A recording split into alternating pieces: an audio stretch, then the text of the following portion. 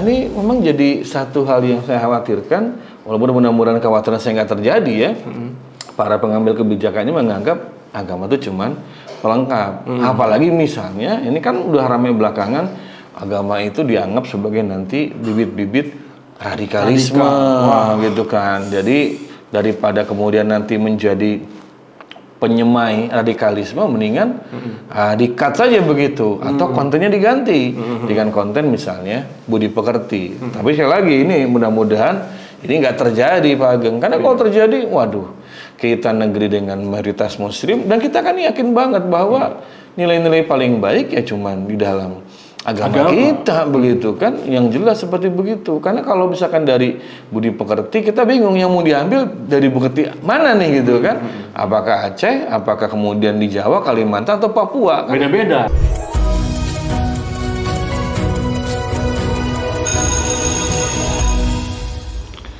Oh ya Pak Ageng, udah dengar belum?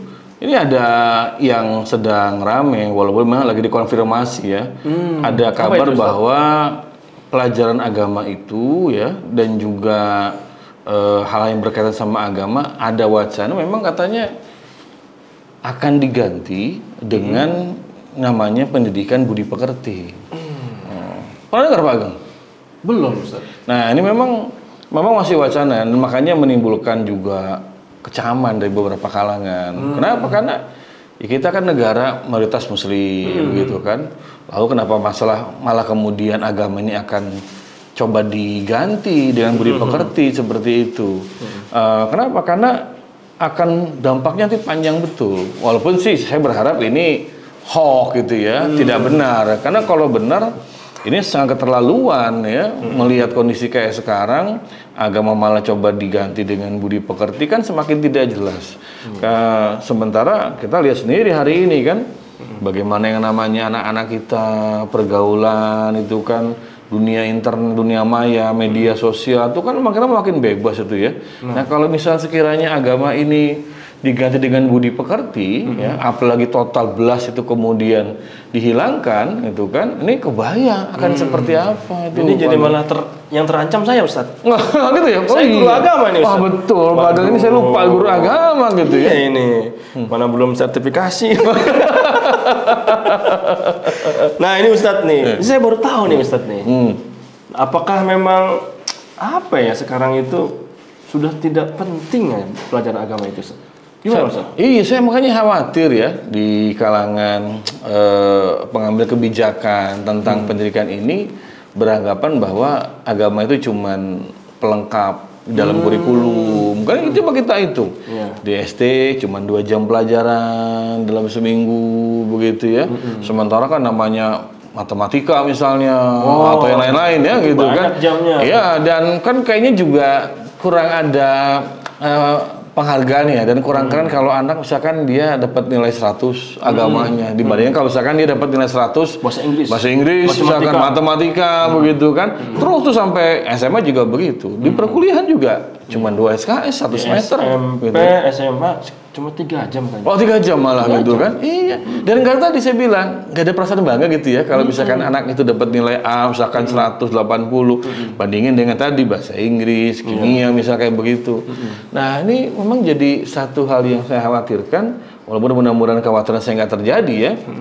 Para pengambil kebijakannya menganggap agama itu cuman pelengkap. Apalagi misalnya ini kan udah ramai belakangan, agama itu dianggap sebagai nanti bibit-bibit radikalisme gitu kan. Jadi daripada kemudian nanti menjadi penyemai radikalisme, mendingan di-cut saja begitu, atau kontennya diganti dengan konten misalnya budi pekerti. Tapi sekali lagi ini mudah-mudahan ini nggak terjadi Pak Ageng, karena kalau terjadi, waduh, kita negeri dengan mayoritas muslim, dan kita kan yakin banget bahwa nilai-nilai paling baik ya cuman di dalam agama kita begitu kan, yang jelas seperti begitu. Karena kalau misalkan dari budi pekerti, kita bingung yang mau diambil dari bukti mana nih gitu kan. Apakah Aceh, apakah kemudian di Jawa, Kalimantan, atau Papua kan? Beda-beda. Betul Pak Ageng, standar itu berbeda. Itu memang kekhawatiran saya, tapi saya lagi aduh jangan sampailah kejadian ya ini. Apa mungkin gini Ustaz, ini kan di seminggu itu cuma 3 jam. Mungkin pelajaran agama sekarang udah nggak ngaruh kali Ustaz. No, Nggak ngaruh karena lihat aja kenakalan remaja sekarang gitu. Bandel, tawuran, wah segala macam, narkoba. Padahal dapat pelajaran agama gitu ya, logikanya ya. Agama. Betul. Gak ngefek berarti kayaknya. Apalagi juga ternyata kan banyak sekolah-sekolah berbasis agama juga ada masalah-masalah muncul ya. Ya memang itu jadi alasan sebagian orang, udahlah nggak ngefek lah, ada pelajaran agama juga gitu kan. Ya buktinya tadi seperti Pak Ageng bilang kan, ya dia tawuran, dia juga pacaran, malah sampai pergaulan bebas seperti itu gitu kan.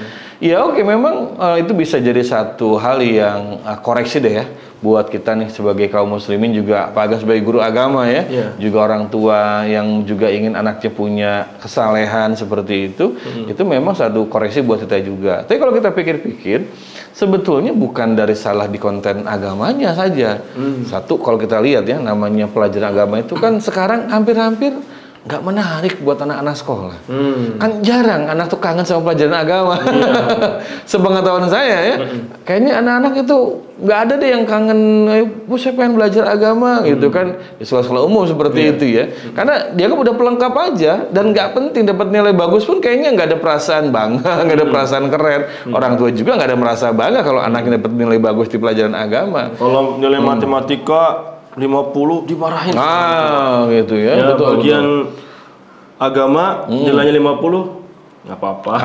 Gitu kan. Anaknya nggak bisa sholat, nggak dimarahin, tenang aja. Nggak bisa aja. baca Al-Quran. Misalkan anaknya bisa sholat, aduh sholatnya belum bisa, tenang aja nak. Kamu sekarang nggak bisa sholat, nanti kamu disolatin kok, begitu ya. Gitu. Jadi ada pandangan dari orang tua, jadi kayak begitu, kacau ya gitu ya. Gitu ya. Nah, jadi satu memang kalau kita lihat bisa jadi dari sisi memang muatan agamanya, kontennya gitu kan. Ya. Karena harusnya kan agama itu disajikan materinya, isinya itu sesuatu memang yang relate sama kehidupan anak-anak dengan remaja, dengan pelajar. Jadi nggak bisa pelajaran agama itu dia kalau istilah filosofisnya itu di ruang hampa gitu, nggak ada kaitan dengan kehidupan anak-anak. Nah, makanya konten-konten atau materi-materi pelajaran agama itu supaya kemudian bisa berpengaruh sama anak-anak didik kita, sama pelajar termasuk mahasiswa, itu memang harus dibuat dia relate sama kehidupan mereka. Jadi mengikuti perkembangan zaman dari sisi kemudian contoh-contohnya. Misalnya tentang kita bicara tentang adab, jujur. Kita kaitin dong dengan misalkan korupsi ya gitu kan. Misalkan larangan menghina orang lain. Kita kaitin dengan pembulian seperti itu. Kan selama ini kalau saya perhatikan ya di konten-konten buku agama itu ketika bicara larangan menjelek-jelekan sama muslim, itu cuma dalih macam, tapi kemudian kaitan sama kehidupan sekarang itu nggak nyangkut. Jadi makanya anak-anak ketika belajar agama itu, ini apa sih gitu kan? Kok kayaknya nggak nyetel banget sama nggak relate sama kehidupan kita itu. Ini yang pertama. Gitu ya? Jauh banget gitu kan. Dan akhirnya nggak ada dampaknya buat mereka gitu kan. Beda sama orang dengar motivasi dari seorang motivator misalnya gitu kan, dari seorang coach begitu kan, itu kan kena banget. Nah ini satu itu konten memang. Yang kedua juga memang dari sisi ini apa namanya, bagaimana guru itu dia bisa berkreasi menyampaikan pelajaran agama kepada murid-muridnya itu dengan sesuatu memang yang memikat, menyenangkan, nggak monoton. Siswa pada tidur. Mana coba katarisnya, tolong kata tempat papan tulis ya, dulu gitu ya. Iya. Silakan buka buku LKS.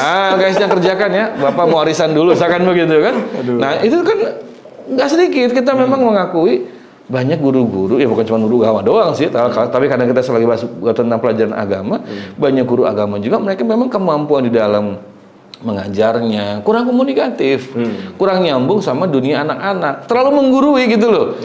Sementara anak-anak kan juga, apalagi yang sudah usia SMP, SMA atau mahasiswa, mereka tuh kan pengen juga diakui, ingin juga kemudian diajak ngobrol segala macam. Nah, memang di pola pengajaran ini juga yang bahan koreksi nih buat kita, termasuk untuk guru-guru agama nih Pak Ageng ya. Gimana supaya kemudian anak-anak itu dia nyaman, bahkan kangen dengan pelajaran agama. Nah, jadi pelajaran yang dirindukan. Betul Pak Ageng gitu kan. Nah sehingga kemudian orang nggak bisa menyalahkan, itu ada pelajaran agama, nggak ngaruh kok, tetap aja kayak begitu. Malah kan maaf ya, dulu kan Kementerian Agama kan termasuk yang cukup tinggi tingkat penyimpangannya, keuangannya gitu kan. Nah kan begitu kan, akhirnya kan jadi bahan sinisan ya. Pantesan belum cair-cair. Iya ini. Tapi gini Ustaz, ya. ibaratnya topi ya. Kalau topi kekecilan, bukan kepala kitanya yang di-press gitu. Tapi kan kita cari yang yang apa? Topinya yang pas, betul. Apa, ini analoginya yang iya begitu juga. Kan. Jadi ketika lihat fenomena kayak sekarang, saya cemasnya nih para pengambil kebijakan bukan mengkoreksi tadi yang saya bilang kontennya nggak relate dengan kehidupan para pelajar, metode penyajiannya nggak menarik buat para pelajar, juga keteladanan dari guru-guru gitu kan, nggak koreksi ke sana, malah kenapa kemudian dipikirkan ini kayaknya pelajaran agama kurang ini deh, kurang apa namanya, nggak kurang cocok lah dengan kehidupan sekarang gitu kan. Nanti ada pengkotak-kotakan kan, yang penting orang itu kan baik. Nggak perlu pakai agama juga bisa baik. Padahal harusnya dikoreksi itu tadi dari sisi kemudian sudah belum nih kemudian pemerintah ini menyiapkan materi pelajaran agama dan juga tenaga pendidiknya yang bermutu, yang berkualitas, materinya yang cocok dengan kehidupan anak-anak pelajar kita, dan juga pengajarnya itu punya kemampuan seperti itu.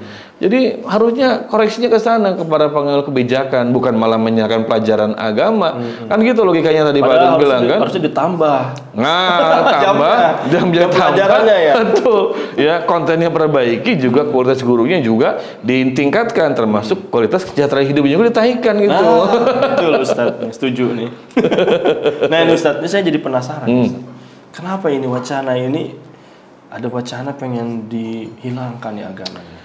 Jangan-jangan ini ada udang di balik bakwan ini Ustaz. Iya. Gimana nih Ustaz nih? Kalau kita bicara politik ya gitu kan.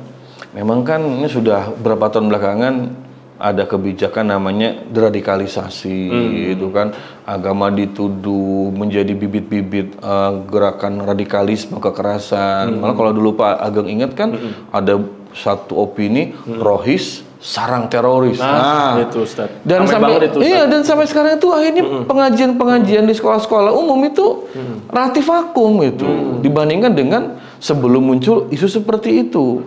Jadi kalau kita berpikir secara politisnya itu kan, ini jangan-jangan yang Pak Ageng tadi sampaikan begitu, ini adakah betul jangan-jangan kekhawatiran Pak Ageng itu jangan-jangan memang terwujud gitu kan, bahwa orang sudah demikian fobia sama agama. Bahkan yang kita sedihnya, yang fobia sama agama justru orang Islam sendiri. Nah, gitu ini kan masalah banget. Iya, orang Islam tapi dia takut dan dia juga malu dengan agamanya sendiri. Hanya gara-gara misalnya ada penyimpangan, misalkan yang tadi ya, ada orang main bom gereja, bom ini, bom itu kan secara agama sebetulnya kan keliru. Tapi kemudian dijadikan sebagai sebuah contoh dan pembenaran untuk jangan-jangan menghapuskan pelajaran agama, termasuk misalnya materi tentang jihad, materi tentang juga negara Islam atau khilafah itu kan yang dipindahkan ke sejarah, bukan ke dalam fikih seperti itu. Padahal apa yang mesti ditakuti gitu kan. Nah, ini memang yang Pak Ageng sampaikan, saya kelihatannya menangkapnya begitu nih. Ada semacam fobia terhadap pelajaran agama, terhadap konten-konten agama seperti itu. Atau bisa jadi gini Ustaz. Jadi sekarang kan zaman kan semakin canggih. Nah, ini kayaknya tuntutan agama, tuntutan dunia ini sudah nggak relevan lagi nih. Dengan agama yang diajarkan ke siswa. Gimana nih Ustaz? Memang orang dulu ya, saya katakan dulu itu berpikir dulu lah, kita zaman udah modern, masa pakai norma agama. Agama kan lahirnya 14 abad yang lalu Islam ya. Apalagi agama lain seperti itu gitu kan. Udah kita sekarang pakai nilai-nilai kemanusiaan lah gitu kan, pakai humanis seperti itu ya.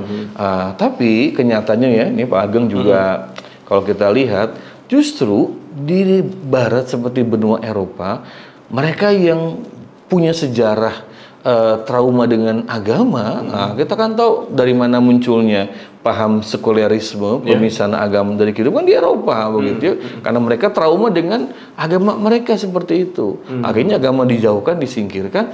Namun apa yang terjadi sekarang itu justru krisis kemanusiaan terjadi di negara-negara barat. Stres, depresi, bunuh diri, kekerasan seksual, penyimpangan perilaku seperti itu betul-betul merajalela. Dan apa yang sebenarnya terjadi? Kalau Pak Ageng juga lihat, justru di Eropa banyak orang-orang bule yang mereka itu tadinya non-muslim, ada yang agnostik, ada yang ateis, berbondong-bondong sekarang masuk Islam begitu.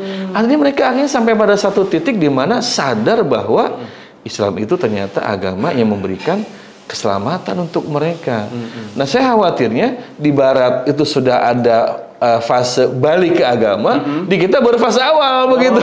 Baru fase awal ingin meninggalkan agama Islam begitu kan. Saya khawatirnya nanti malah kita ini nggak bisa balik gitu kan. Kalau orang Barat bisa balik lagi pada fitrahnya, kalau saya khawatirnya kita ini sedang berusaha meninggalkan agama, nggak bisa balik lagi, itu kan ngeri banget. Akhirnya malah masuk terperosok ke dalam jurang yang namanya jurang dehumanisasi. Sekarang emang banyak. Wah, itu sepanjang lihat. Berapa kali saya baca anak bunuh orang tua, gitu kan? Orang tua kemudian diusir anak. Orang tua diseret ke pengadilan sama anak karena masalah rebutan warisan. Belum lagi di antara anak-anak pelajar-pelajar kita ini kan geng motor gitu kan, pembegalan, terus juga kemudian tadi apa namanya judi online, pornografi seperti itu. Ini solusinya kalau saya lihat nggak bisa dengan humanisme ini. Ini butuh norma yang kuat begitu. Dan memang cuma agama yang bisa menghentikan segala kemerosotan nilai-nilai manusiawi seperti itu. Dan di Barat sudah muncul gelombang balik menuju agama dan Islam justru sana itu. Kalau sekarang banyak yang masuk Islam, Ustaz. Di Jepang, di Eropa, di Jepang, Korea Selatan. Ya itu kan luar biasa. Saya khawatir kita ini malah sedang fase meninggalkan agama, nggak balik-balik lagi. Waduh, ini musibah seperti itu Pak Ageng itu. Nah sekarang nih Ustaz, tantangannya adalah gimana kita menciptakan suatu pengajaran, suatu sistem yang agama itu jadi menarik di kalangan siswa, betul. Relevan gitu Ustaz. Betul. Nih, Ustaz? Itu tantangan. Karena itu makanya harusnya ya, satu memang bagaimanapun juga ini tugas negara sebetulnya ya. Negara untuk kemudian melihat bahwa ini anak-anak pelajar kita, siswa-siswa kita sedang dalam keadaan krisis yang sudah akut betul. Masa sih nggak dibaca oleh para pengambil kebijakan, apakah di Kemendikbudristek atau kemudian juga di Kemenak. Tadi yang kita bahas kan, tawuran, kemudian pembegalan, geng motor, segala macam, pergaulan bebas. Kan harusnya itu kan terbaca, terlihat begitu. Berarti ada satu yang salah dalam dunia pendidikan kita ini. Dan harusnya yakin obatnya itu bukan meninggalkan agama, justru kemudian kita menguatkan agama tengah-tengah anak-anak kita. Jadi dengan 2 jam, 3 jam itu kurang itu.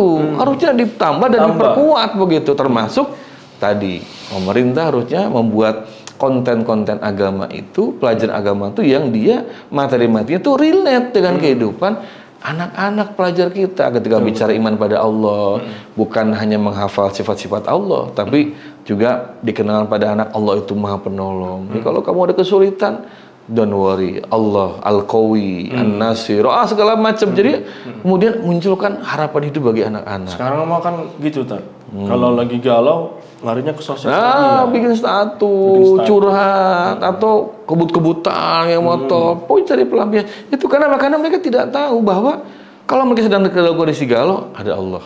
Ya, itu kan tugas sebetulnya para pendidik gitu ya, untuk kemudian tadi meng-create materi-materi pelajaran agama itu yang relate dan menjadi solusi untuk mereka. Karena masa-masa remaja ini masa-masa pencarian jati diri. Betul banget itu.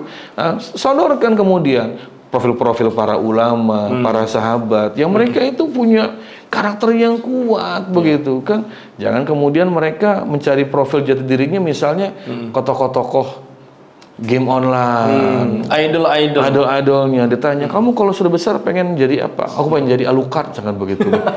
Tuh kan, atau pengen jadi Balmon, jangan begitu. Wah, ini gimana caranya begitu? Nah, jangan sampai, makanya tugas para pengambil kebijakan itu memformulasikan itu. Lalu kedua adalah memberikan pembekalan pada para tenaga pendidik ini. Bukan cuma guru agama, tapi semua. Karena agama itu ada semua lini. Bukan hanya spesifik pelajaran agama, tapi agama itu ada di muatan pelajaran ilmu kan seperti fisika misalnya, biologi, kemudian juga ketika bicara tentang mata pelajaran bahasa Indonesia, kasih contoh-contoh itu kemudian yang menguatkan nilai-nilai agama mereka seperti harusnya memang terintegrasi dengan semua materi pelajaran itu gitu. Jadi kan jangan cuma sebatas pelajaran agama doang iya gitu ya. gitu kan. Kenapa sekarang hanya dibatasi pada pelajaran agama? Ya karena kita seharus jujur mengakui Indonesia ini negara yang sebetulnya sudah dari awal memisahkan agama dari kehidupan. Makanya khusus pelajaran agama. Agama tidak terintegrasi dengan pelajaran-pelajaran yang lain gitu Pak Ageng kan. Nah makanya para pengambil kebijakan ini harus kemudian mengintegrasikan agama tuh ke semua lini. Termasuk juga ya mencetak guru-guru yang mereka itu selain juga bersahabat dengan para pelajar ya, bisa memberikan motivasi dan punya jiwa untuk kemudian memang pendidik, bukan sebagai seorang karyawan atau pegawai gitu kan. Kalau sekarang kan mohon maaf ya, ya nggak semua ya, tidak sedikit guru itu mereka mengajar ya karena profesi gitu kan, tuntutan profesi, bukan karena kemudian ingin betul-betul mendidik, kemudian ngemong para murid-murid mereka seperti itu dan kemudian bisa mencetak mereka sukses sebagai seorang pelajar. Nah, ini harus memang dikondisikan oleh siapa? Hanya oleh negara seperti itu. Maka itu mesti dilakukan. Tapi kalau enggak, maka nggak menarik tuh pelajaran agama itu akhirnya itu. Dan anak-anak menganggap itu nggak penting. Apalagi kalau ujian bisa nyontek mereka. Karena kan yang dilihat kan tetap akhirnya skor akhir, nilai. Bukan kemudian dari tingkah laku mereka keseharian di sekolah dan sebagainya. Begitu Pak Ageng itu. Jadi sebenarnya menurut Ustadz, negara itu punya peran penting juga. Wah, sama pendidikan agama. Waduh, kalau kita bicara negara itu kan disebutnya suprastruktur, super begitu kan. Karena dia tuh punya kekuatan yang bisa membentuk rakyat tuh jadi apa saja. Mereka punya sumber daya seperti itu dan salah satu tanggung jawab paling besar kan mencetak generasi penerus ini yang baik gitu kan. Sekarang kita lihat ya Pak Ageng ya. Lagi rame-rame kenaikan UKT gitu kan, kuliah jadi berat, jadi mahal begitu kan. Ini kita baru bicara dari sisi kualitas akademik loh, belum bicara dari sisi kualitas karakter yang dibentuk. Yang tadi kita udah bahas itu kan, ketakutan orang tua sekarang ini kalau orang tua tuh mikir anak itu nanti mereka punya perilaku menyimpang, kekerasan. Kalau gak jadi pelaku jadi korban begitu kan. Betul. Nah ini maka yang bisa kemudian meluruskan dan mencegah terjadinya penyimpangan ini, ya memang cuma negara. Kalau guru kan cuma di kelas nggak punya kemampuan, orang tua ya paling cuma di rumah. Ketika di luar rumah, orang tua nggak bisa ngapa-ngapain gitu kan. Jadi keluar rumah, anak masuk kamar aja orang tua nggak bisa ngapa-ngapain seperti itu. Nah, maka negara yang kemudian itu dia punya kekuatan, dia bisa buat regulasi, dia bisa buat kondisi, dia bisa buat lingkungan yang kemudian itu mencetak generasi yang terbaik penerus negeri ini. Karena ngeri kalau kita ingin lihat masa depan satu negara ya Pak Ageng ya, lihat aja kondisi sekarang seperti apa generasi mudanya. Lebih banyak mana nih? Yang jujur-jujur atau yang malah sebaliknya? Coba dicek, itu anak-anak ketika ulangan tuh mereka yang nggak nyontek berapa persen. Kemudian yang mereka itu punya adab baik pada orang tua berapa banyak. Mereka yang kemudian suka menolong orang lain berapa banyak. Itu gambaran masa depan negeri kita. Tapi kalau fokusnya cuma ke nilai akademik, prestasi akademik seperti itu, waduh, saya ngeri membayangkan nanti negeri ini sekarang saya sudah seperti demikian, sudah amburadul, nanti 15-20 tahun lagi saya khawatir ngerinya lebih amburadul lagi Pak Ageng itu. Nah Ustadz, nih kira-kira nih kesimpulan apa nih yang bisa kita dapat nih di obrolan kita nih terkait dengan draft agama? Nah, ini yang penting banget Pak Ageng. Pertama bahwa kalau kita bicara tentang agama ya, maka harus ada kesadaran umum, baik itu di orang tua, di guru, dan yang paling utama pengambil kebijakan negeri ini, bahwa agama ini adalah solusi terbaik untuk berbagai macam persoalan. Islam ini solusi terbaik. Karena memang harusnya setiap pejabat muslim itu dia meyakini Islam ini adalah rahmatan lil alamin begitu. Masa takut sama rahmah? Kok takut sama kasih sayang Allah begitu kan? Justru harusnya memburu, mengejar, mendapatkan rahmat dari Allah begitu. Maka kemudian jangan malah ada wacana coba-coba untuk diganti Atau jangan diganti, dikurangi pun jangan begitu kan. Ini aja sekarang sudah begini, apalagi dikurangi seperti itu. Lalu yang kedua bahwa sebagai orang tua nih kita ya, maka harus juga muncul kesadaran untuk memberikan pendidikan agama lebih lagi pada anak kita. Betul. Jadi nggak cuma sekedar anak kita bisa sholat, bisa baca Quran, tapi juga kemudian menjiwai agama itu, menghayati agama itu. Dan para guru pun sama, tidak hanya puas melihat nilai ulangan para pelajar itu bagus-bagus, tapi gimana lihat, dicek bagaimana sholat mereka, adab-adab mereka seperti itu. Jadi memang ini tanggung jawab besar yang dipikul bersama. Dan terutama paling besar yang memikul itu adalah negara. Sementara di lingkungan yang paling kecil adalah orang tua di situ. Karena kalau guru kayak Pak Ageng kan cuma kelimpahan saja gitu kan, ketitipan anak-anak dari bentukan di rumah dan bentukan di lingkungan begitu kan. Jadi memang tugas guru itu sebetulnya satu sisi tidak besar, tidak terlalu repot, cuman ketika sekarang ini dituntut jadi malah untuk membersihkan semua kerusakan yang ada pada anak. Begitu anak nakal, yang tanyakan gurunya, siapa sih gurunya? Gitu. Padahal bentukan di rumah, bentukan di lingkungan, di rumah orang tua, di lingkungan ini nih. Nah, itu harusnya memang negara dan masyarakat tadi menciptakan suasana yang agamis, bukan malah kemudian ada wacana ingin diganti ataupun dikurangi. Wah, saya nggak kebayang betapa akan makin amburadul negeri ini kalau sampai terjadi seperti itu, Pak Ageng. Oke, Pak Ustadz.